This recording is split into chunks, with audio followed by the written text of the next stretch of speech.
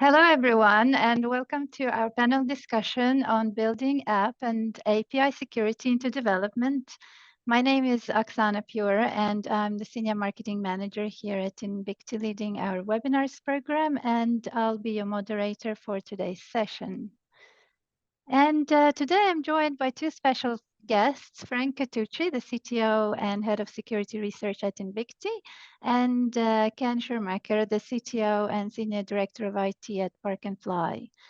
Before we dive into our discussion, I'd like to pass it on to Frank and then on to Ken to introduce themselves, and then we will kick it off. Take it away, Frank. Sure. Hello, everyone, and welcome to the webinar today. My name is Frank Catucci, CTO and Head of Security Research at Invicti. A large part of my day-to-day operations here include a variety of testing methodologies and developing signatures and things of that nature for our DAS testing engines. Apart from that, I've had a lot of past experience in developing AppSec programs and DevOps programs, and involving application security and embedding application security in CI/CD and DevOps processes. So today would be a perfect example of using those two types of skill sets to deliver some valuable content and context to you today. Thanks. Ken? Yeah, my name is Ken Schirrmacher. I'm CTO, Senior Director of IT. My day-to-day operations is kind of similar but different methodologies. So I deal with a lot of the technology landscape, and you might think that parking is a little bit boring, and typically in the past it is. However, it's an industry that's been sorely in need of some kind of technological renovation, and so we've been going about building out our own technology landscape. We've been constructing brand new kiosks that we've been building in-house, our new cashier stations. We have point of sale systems that can be done on tablets. We have valet handheld systems that valets can use out in the field. We have machine learning integrated into cameras that are on posts as you drive through. They actually scan your vehicle for damages, so that helps reduce our claims.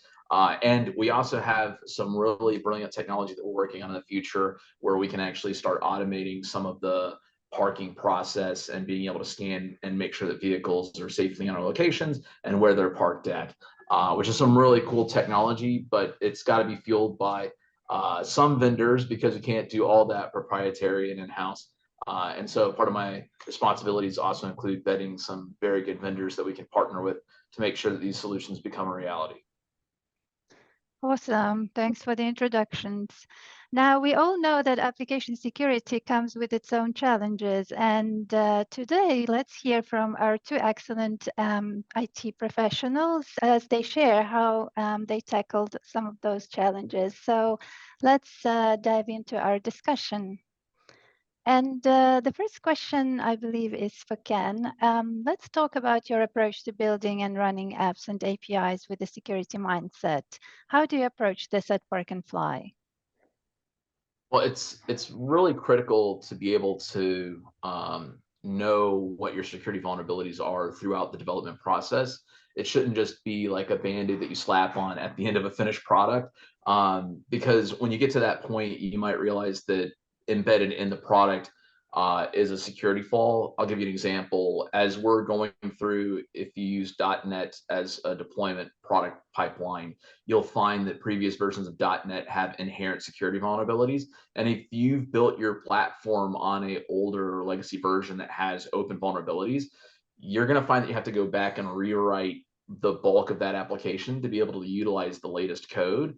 And that's going to be expending a lot more resources later on the project. I think the biggest and best approach is going to be to try to nail it down in the beginning. And that's with the full CI/CD flow and integrating into that as a product like Invicti, where as your developers start creating that product and get it in the pipeline, they can utilize Invicti to be able to do that scan before you're even looking at doing your alpha or beta stages. And you can catch those vulnerabilities sooner in the pipeline process, get those results back to the developers quicker, so that it might be something that they just recently touched and they can go back and make changes. Or if it's something that's even larger and more inherent in whatever you're building, you can actually go back and pivot and switch. Especially, I gave the example of .NET because the previous versions are known to have security flaws. And unfortunately, the older versions do go end of life, but always maintaining that set curve of making sure that you're using software offerings that are in scope, that are still supported by,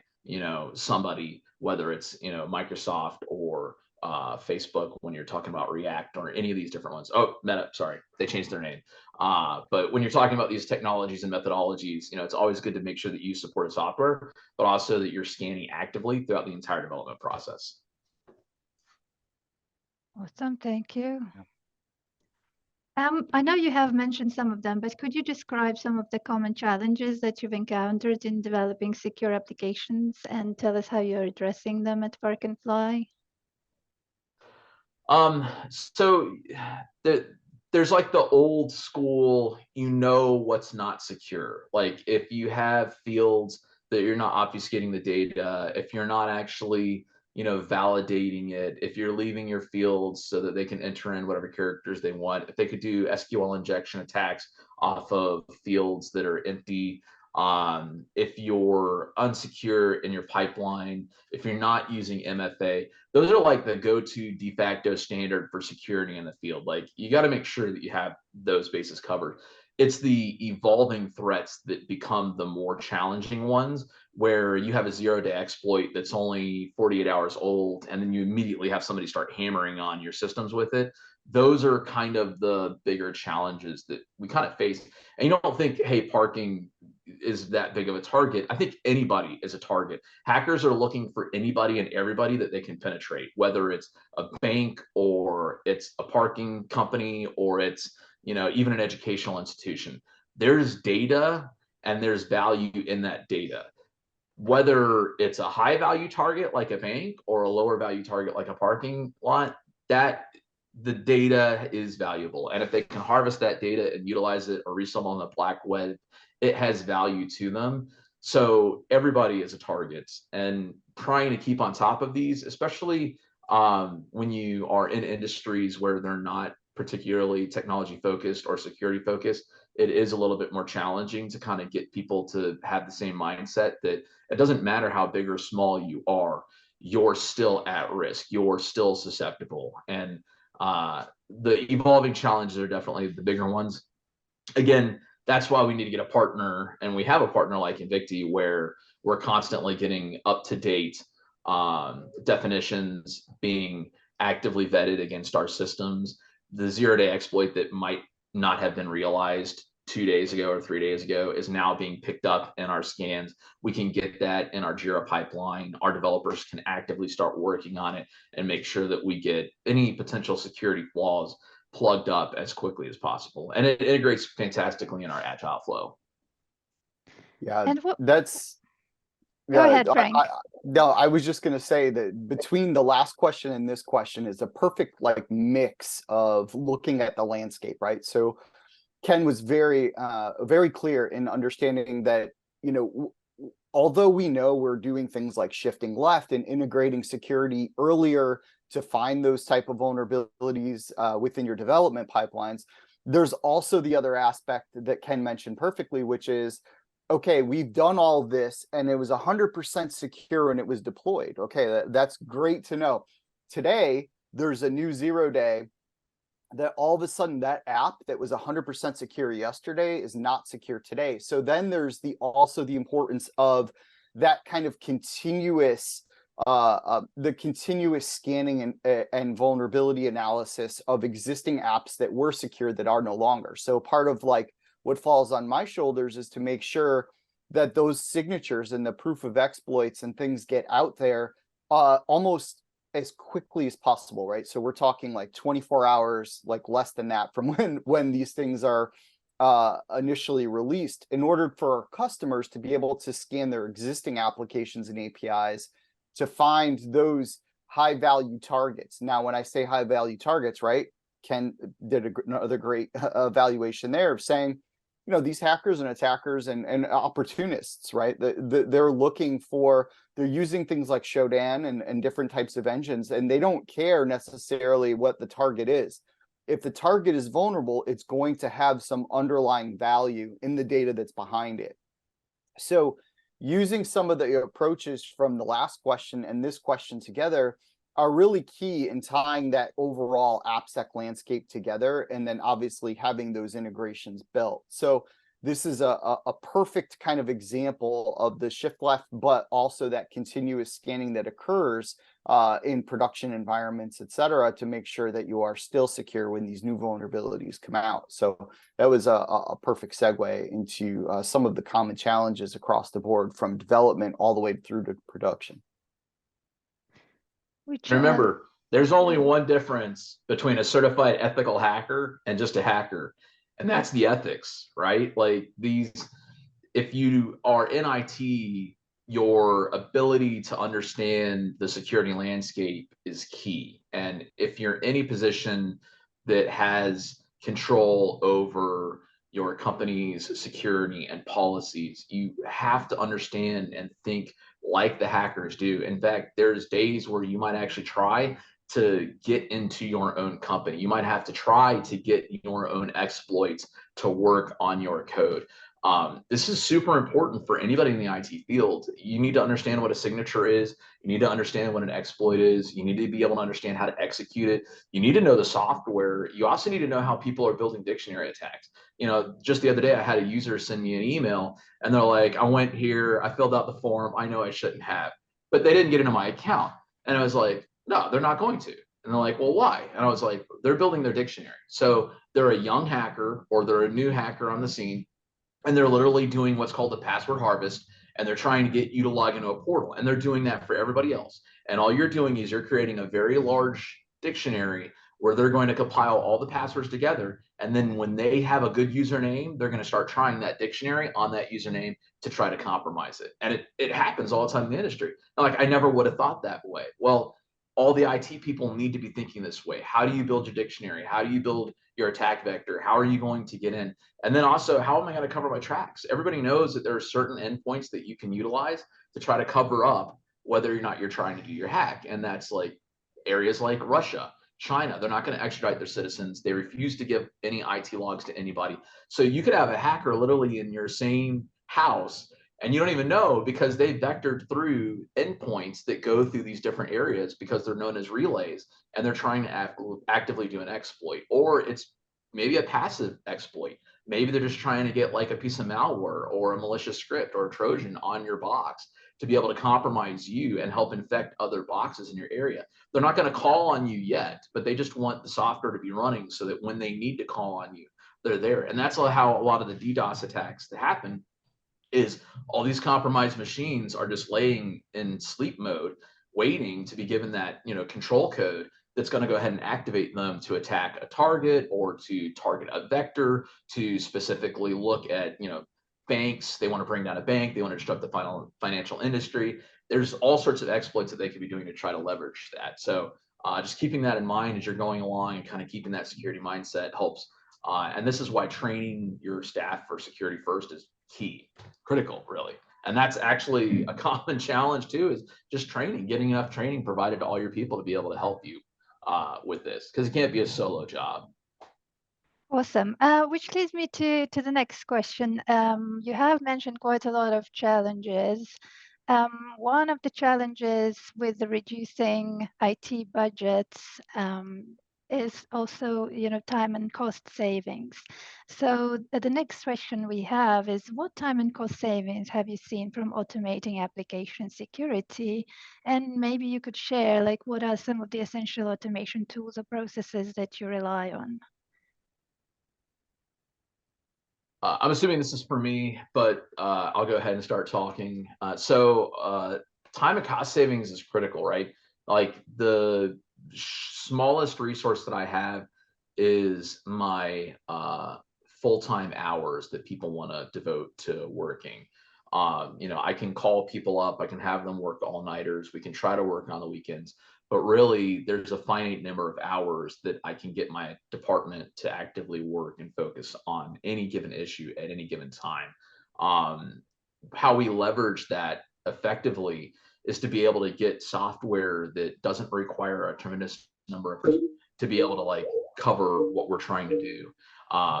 So if we're that our landscape is secure, if we're trying to make sure that our developers are aware of vulnerabilities, if I had to task people on testing their code and looking for vectors of attack, or when prioritizing what was, the biggest threat, or prioritizing what is a lower threat, and trying to walk them through the process, that takes a lot of time. And that's going to be at least one full-time resource, if not multiple full-time resources. Utilizing a software platform like Invicti allows us to be able to save that time. We let the software build the definitions out for our developers to see how they can resolve the issues. The bigger time saver is when Invicti gives us the full readout and tells us exactly what's causing this issue to occur, or what could be changed to stop it, right? Like, the developer doesn't have to sit there and Google and try to figure out, how do I resolve this vulnerability? It's already there in the full readout, so they can be like, okay, cool, this is actually a really easy fix. When we go into our hosting environment, you're just going to have to go in and you're going to have to set something differently in the registry file. We have to disable the previous versions of TLS and SSL. We're good. It's not a big deal. Or it could be a, whoa, there's a bigger one. We should have a meeting to prioritize it.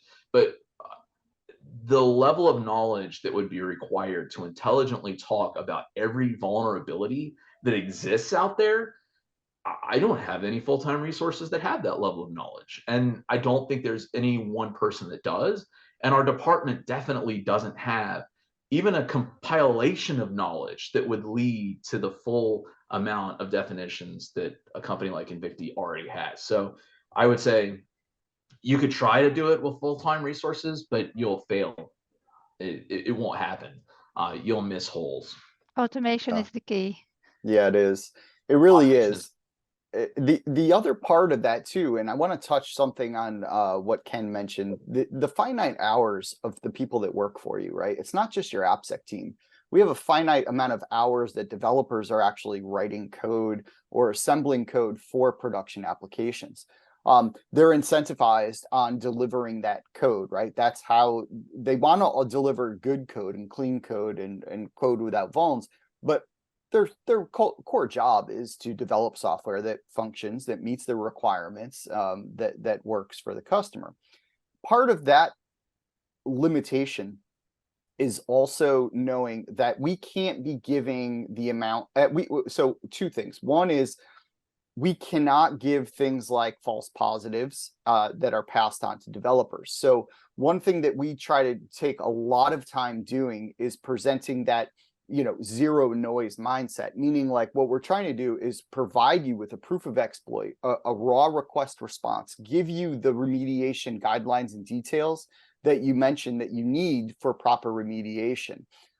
Making sure that everything that we do give you that's stamped confirmed is a real vulnerability. So when developers do get the workflow in the automation, meaning whether it's a Jira ticket or something of that nature, or a Slack message, etc., that they have the context, one, to fix it, two, the confidence to know that it's an accurate finding, and that they're not going to be spending those finite hours on looking into something that's actually not vulnerable, but taking those actionable remediation steps on things that are proven real, and limiting the amount of time spent on things that may or may not matter. So that's another key area in that automation, and knowing that the accuracy is there to present to security folks and to developers alike. So let's go to the next question. I think you both have covered it, but perhaps there's something to add. How important is SDLC integration for systematically covering your web app and APIs with security testing?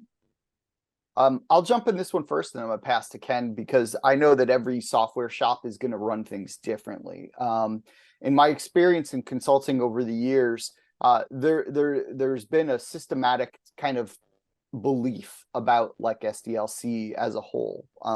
One of those is like, these companies are spending a lot of time and resources to develop their SDLC processes, and then they're moving on to or they've already moved on to secure SDLC. And I think what happens there is the amount of time and resources that are put into developing a secure SDLC is looked at as a great accomplishment and a great amount of work that went into creating secure software, and I don't deny that. One other thing that I like to mention is when we talk about DevOps or DevSecOps, I like to think about that as an enhancement or a build upon a secure SDLC. It's not a replacement, it's really an enhancement, right? So it's getting to that next level.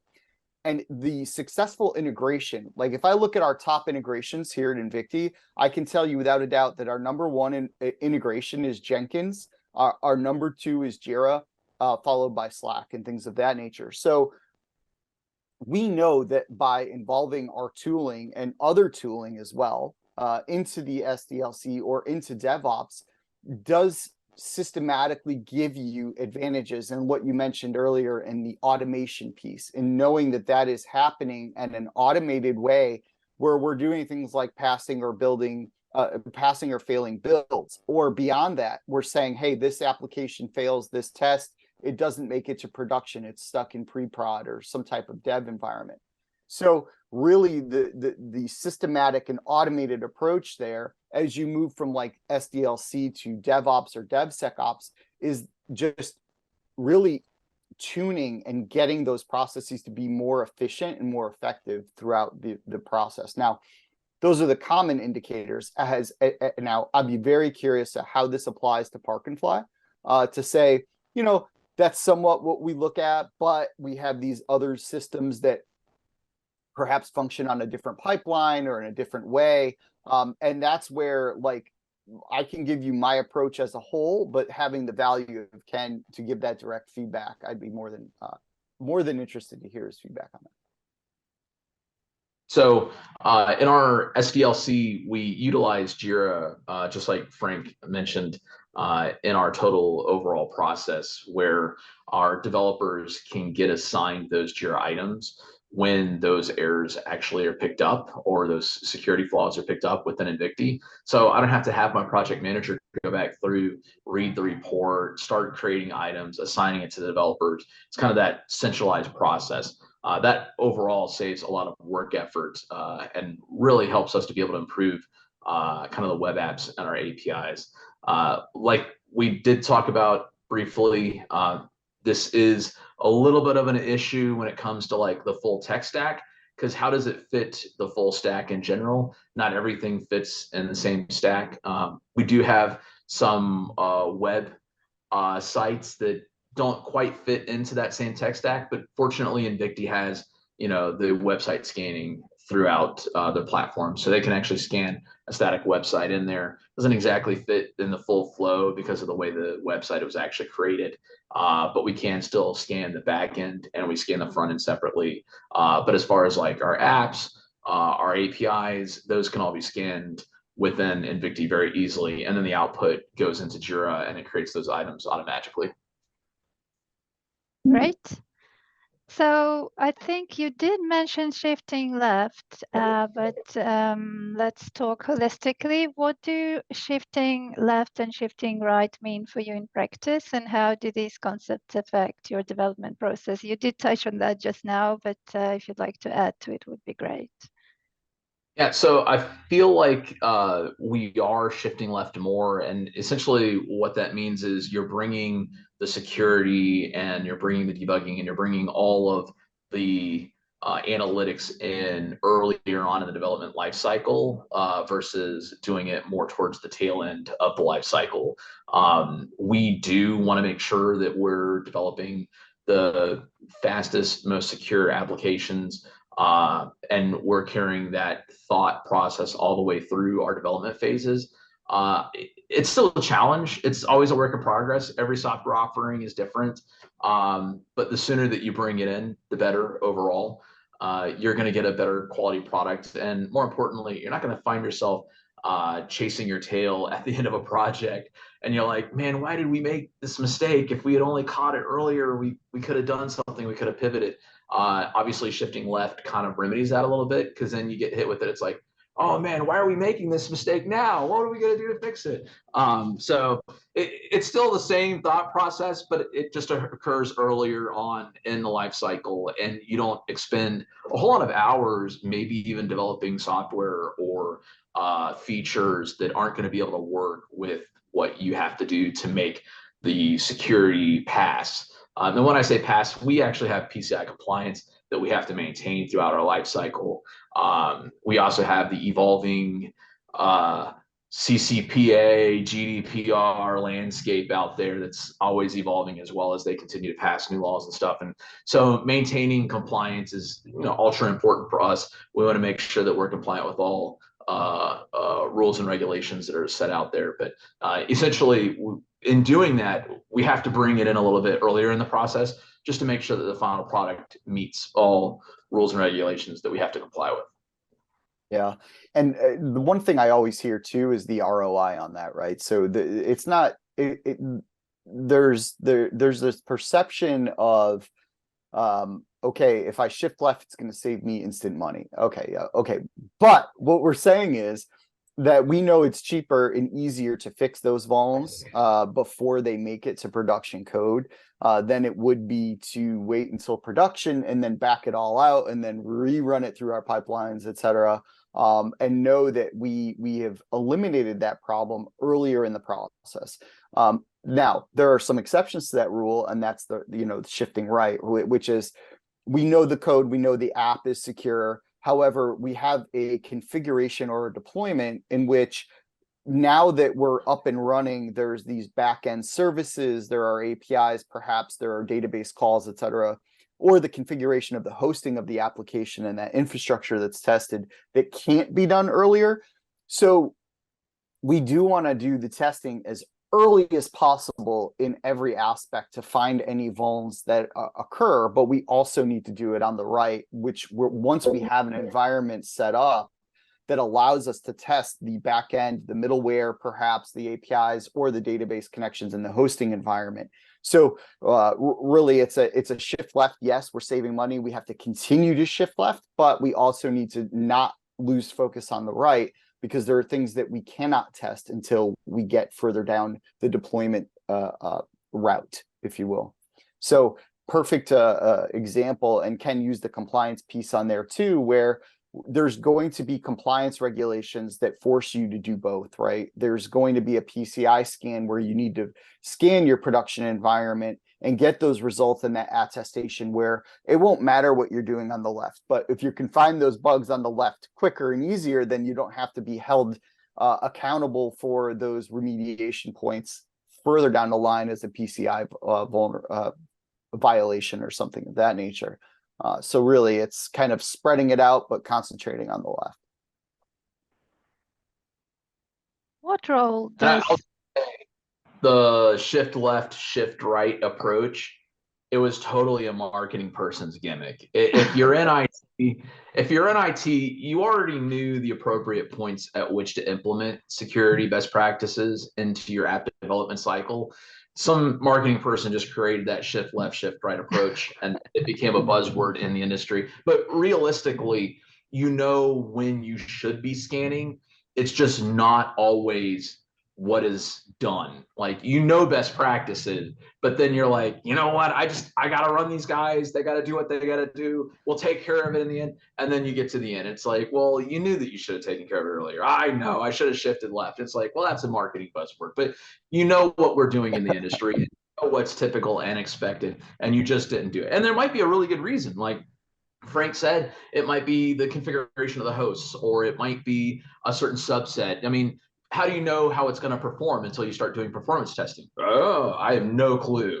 I've seen apps where I was promised that the performance was going to be like negligible. You could run a massive load on and it could sustain it. And then just like 4 user sessions is completely slammed it out. And you're like, what is going on? You told me this was going to perform great. It's the worst. Oh, well, memory leaks do that, don't they? So you just got to keep an eye on what's going on and just implement best practices. That's really what the key is. But I like to identify marketing buzzwords. Synergy's another one. Ooh, synergy. I've heard that so many times. But when you're in the IT industry, you kind of hear these buzzwords, and they're really just created by marketing people, but it's really the best practices is what you should be doing. And that's what the security first approach is. Excellent. Thank you for all your examples. I enjoyed it. Let's go to the next question. What role does security play in your tech stack and component selection process? So obviously security is super important.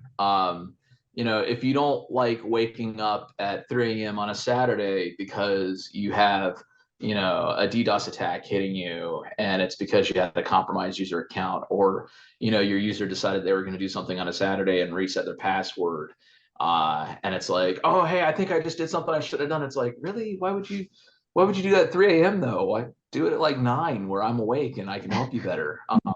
So it's always better if you get the security in your tech stack. And that was just an infrastructure example with like emails, but with software development, it's kind of the same thing. Like you're going to be doing deployment windows. You're going to be trying to deploy this. If you've done your due diligence, you've had it run in staging, you know that it's fully tested and vetted, your partner should be able to consume it without any issues. They're fully aware of the change that you're doing. You put all the due diligence into preparing this finalized product, and it really is a final product. And then you go into prod, and then it wipes catastrophically, and you're like, what did we do wrong? And it's like, oh, well, there's settings that are in production that don't mimic staging. And it's like, that's really kind of a new mistake. You don't really have your prod different than staging. You want it to mirror staging so that when you go live, you don't end up with any infrastructure or any software development issues. And I've seen that happen, whether it's like, oh, we had a MSI package that had extra additions, or oh, IIS had an update and the update was on the old version on staging, but we haven't updated the new version of production, or oh, there's a different package for Visual Studio, and turns out it wasn't actually compiled in the code, so we have to install it after the fact on all the devices. I mean, you've been in the IT industry long enough, you kind of start seeing the same things cropping up. And so when it starts bombing, you're like, all right, well, let's dive back through and see what the requirements were for this and do it. All this comes into building a good run book. And in your run book, there should be a tab for security. And there should literally be like, this is the steps that we're going through for security. Just like you have your build document where you're going to build out the files and partly do your deployments, and you're going to make sure it's deployed to staging, and then you're going to have your testing and vulnerability happen where you start kicking off all that automation. You should also have some level of processes that go along with security, because it's not one point that you're going to have security come in at. It needs to be throughout the entire process. Even if you're doing the build, there should be a call to Invicti to run on your service once it's stood up, and then create an index based off of abilities that are detected, and then make sure that that's part of the escalation process and going to even be put before level for approval if it has any of these issues with it. And if not, then it gets kicked over to the developers for them to be able to remedy that. And then after it gets put in production, you start the whole cycle again. Hey, we're going to go back to development. It's going to get staging, but it's security minded the whole way through as it's getting eventually put out the door. So that doesn't end up being like just a one-stop step that you hit at the very end. It's going to wipe you catastrophically every time. And you're going to pull your hair out, and it's just part of IT. And that's why we're all starting to lose our hair a little bit on this. Oh, yeah. Oh, yeah. Yeah, no, that's a fantastic answer. The only thing I can add to that, honestly, is just how software has changed a little bit over the years.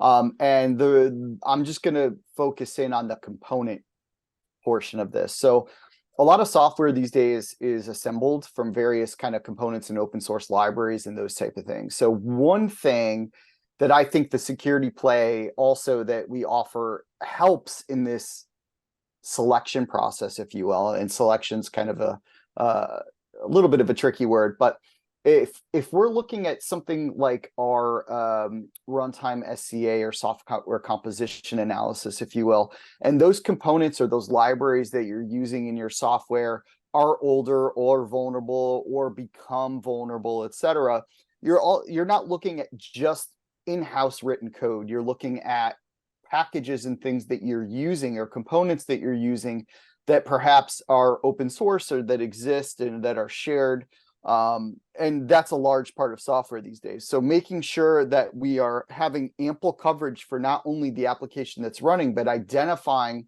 those out of date or vulnerable components and being able to patch, upgrade, et cetera, for those with our SCA offering does kind of, it adds that additional layer of security in the tech stack and component selection to know that we're using secure components or up-to-date components or components that may have new vulnerabilities introduced, and then being able to replace or fix that just as you would a little bit similar to like a patch, where as opposed to writing new first-party software that you're writing from scratch on your own. You write your homemade type of glue or code that puts those things together. So that's where the angle that I would kind of look at from the component selection process.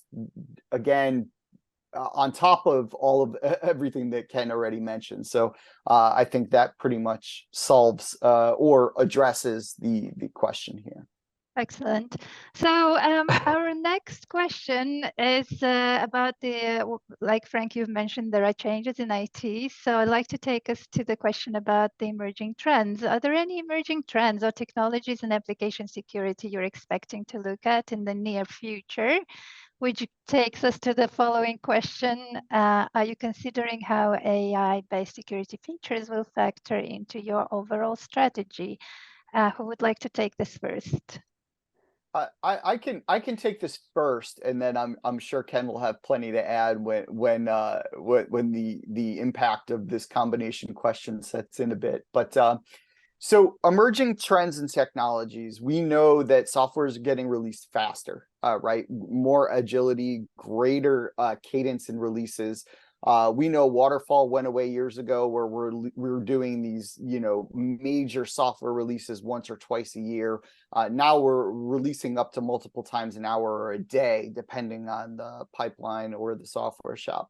So we know that that's occurring quicker. And as that occurs quicker, we need to make sure that, as we mentioned previously, that the testing is occurring further left, right? Happening in the development process to address that.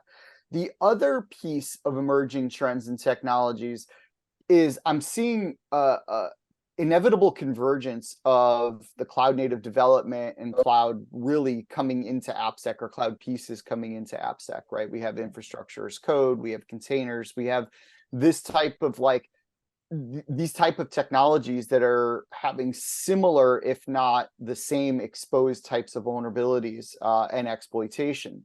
So we know that we need to look at that, but the greatest trend is time, right? Time is shrinking. We're releasing more faster with less time and less resources. So we know we have to do something there. AI is one of those things that I want to approach carefully, but I want to make sure that my point's known. So I do think that AI has its place, right? I think it has its value. I don't want to jump in with the bandwagon marketing phrases of AI to sell anything. I want to make sure that we have actionable based AI that can be built. So what we're doing internally is looking at how we can use AI to really give you a quicker and more accurate risk-based profile. So risk scoring, stuff like that, like what's being exploited, what's more at risk, what's more sensitive. Can we use AI to give you a leverage of where to start or concentrate on your real risk before saying, oh, I have 100 vulns, where do I start? Well, I'm going to try to use AI to tell you where to start.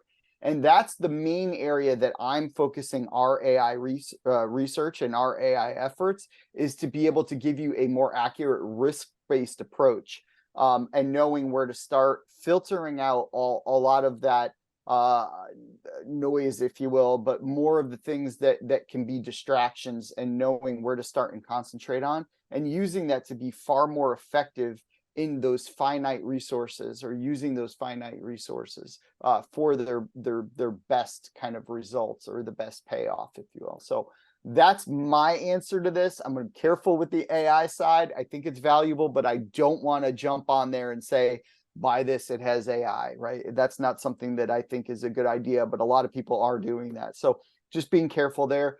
But the trends that I brought up, I think, are something that we're seeing across various industries. Now, specific to the industry or the business that Ken has, I'm sure he has his own thoughts. But from my perspective and how we're trying to develop the product and the technology that runs the product from the back end, that's really where my thoughts were generated from.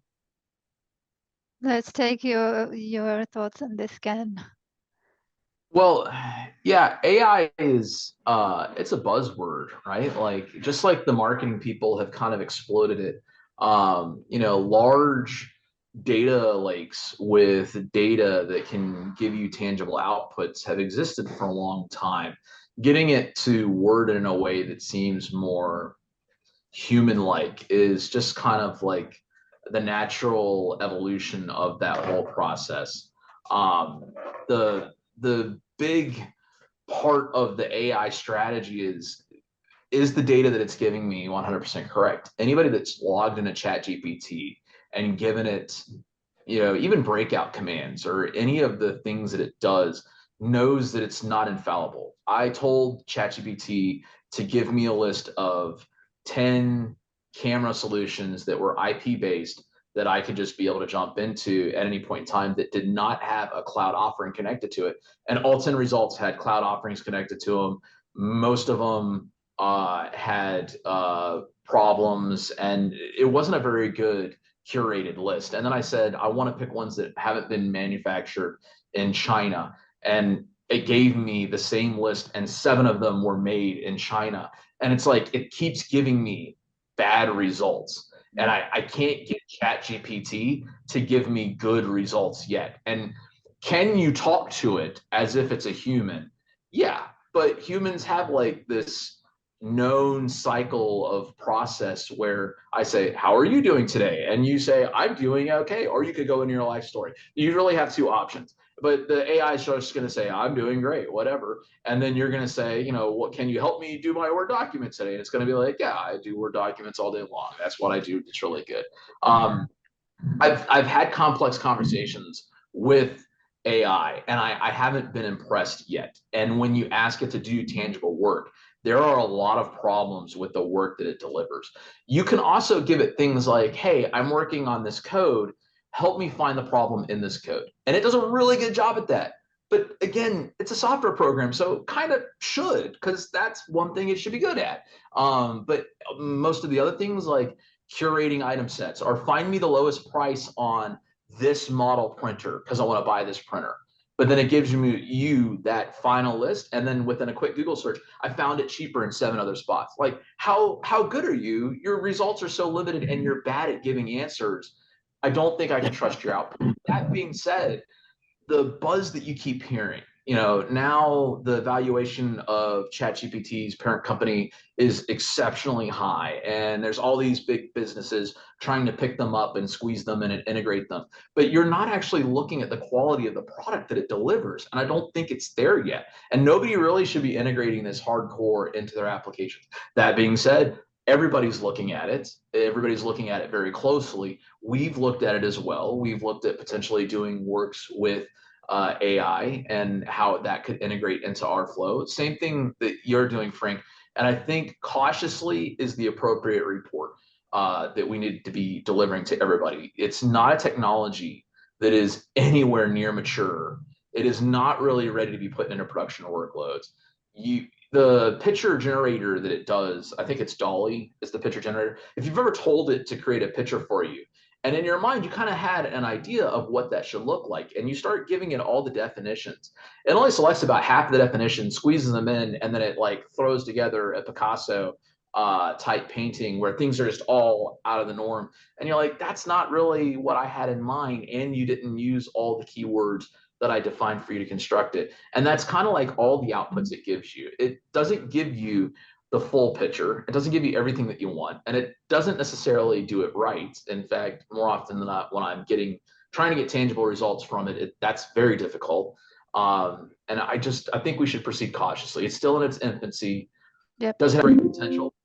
Yes. It has amazing potential, but Okay. it's What I'm hearing, caution. approach it with caution.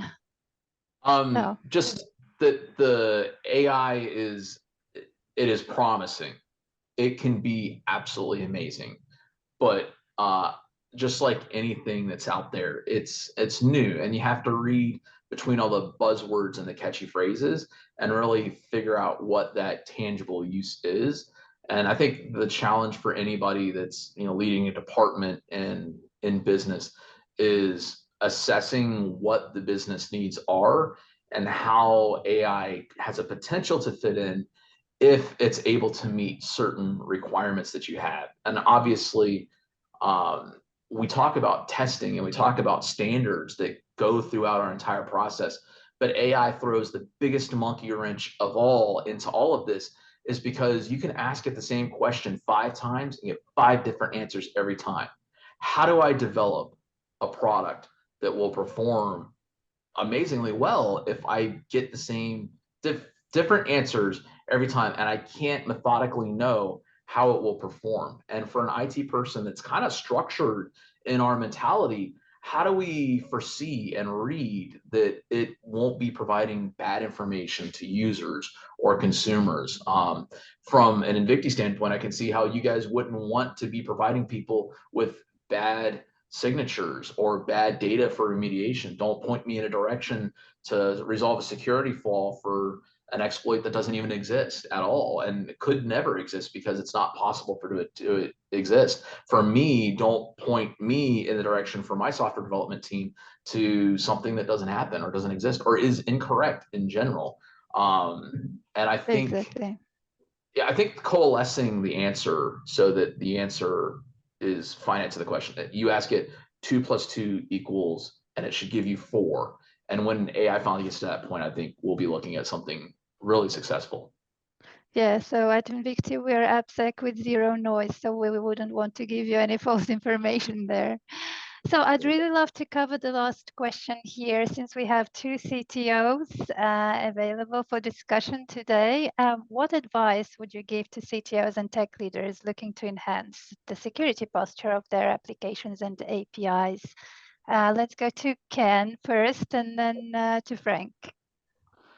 I think the biggest enhancement would be to know who are the leaders in the field and to make sure that they're on your team and help to drive that level of security first posture.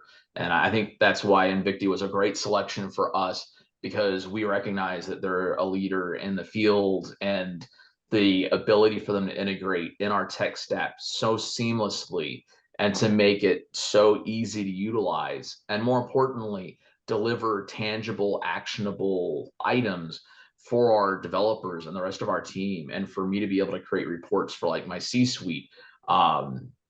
It's amazing, and it's a huge time saver. And for a department that really is rushing aggressively to a lot of technology goals, we can't be doubling back and second guessing ourselves. And that's why my caution with AI kicked in. I know what I'm getting. I get tangible results with Invicti, and I can count on the results that I can get, and I can drive forward with my developers and continue to focus on the innovation piece and have them focus a little bit less on the let's track down wayward security issues to meet random compliance goals, especially new and evolving ones that are constantly happening. Because I just heard that there's a new version of CCPA, which is going to be like CCPA 2.0 coming up. And I just started getting webinar sessions for PCI version 4 that's on the horizon. And it's like, oh man, all we need is more requirements, please, no. And most other CTOs are like, oh, make it stop, make it stop. Just pause it for a second, but it never stops. It always keeps going. And just trying to stay ahead of it is difficult. But if you've got people that are leader industry experts that are able to help you to be able to mitigate this, it's key. And that's why we selected Invicti. Frank? My advice would be from more of a broader perspective. I really enjoyed that description and that knowing that knowledge that comes from your specific role and understanding what you deal with day to day at Park and Fly. So I appreciate that. Thank you. My perspective is we need to look at automating and integrating fast. In other words, what you want to do is you want to automate as much as you can and integrate that security as much as you can. And you want to do it on a continuous basis. So the more general advice that I have is to understand your application environment. You're going to have to do things like inventories. You know, one of the easiest things that I ask, how many apps do you have? You're never very rarely do I get an accurate answer to that, right? We don't know how many apps we have. We don't know how many APIs, like where are these APIs? We need a good inventory. We need to be able to discover our applications, discover what's running, responding to GET requests, what's out there on these networks externally, internally in your cloud, et cetera, that are running your apps. We need to do that kind of continuously. So getting that discovery brought in as far left as you can, right? So making sure that any discovery and that inventory is accurate and happening, making sure that the automation is continuous, making sure that we are scanning continuously, making sure that we are integrating things into the pipelines and development. And then last but not least, don't take things for granted on sensitive environments. Like, we're always going to want a plan B. And I think that that's the part where a lot of people will focus. And Ken mentioned something perfectly. He said, have those people on your team that understand. You're going to have the right people. And part of that is knowing that there's going to have to be a mitigation or a plan B in certain circumstances. So don't discount, well, I scanned it, it's good. Maybe if it's super sensitive, that I should have some type of DDoS protection in front of it. Maybe I should have a WAF as a temporary mitigation until I can fix the code, or a virtual patch or something like that. We have those integrations like, hey, we found this. There's maybe not a patch yet. Here's a rule that you can automatically integrate into a WAF to create that, right? So there are multiple layers here that we need to understand, and we need to again, automate and enhance everything that we can and do it as quickly as possible throughout the process, from secure design to production runtime environments, and really making sure that you have the people that understand that, and that's a top-down buy-in, and that needs to create, that essentially needs to create that environment for your employees and for your apps and for your developers to be able to utilize as their paradigm or their model for creating software, and then the security being in the approach from top down. And that's really, I know it's a big answer, but that's the advice, right? Looking to say, hey, I want to enhance the security posture on my apps and APIs. It's really understanding where they are, how they're being developed, what needs to be there to protect them, and having those steps in an automated kind of continuous process be present. Great. So that's all the time we have for today. I'd like to say a special thank you to Ken and to Frank for all your insights and knowledge in today's session. And I'd like to thank everyone who has joined this webinar today as well. Have a good rest of the day. Thanks. Thank Oksana. you. Thank you, Ken. Thank you.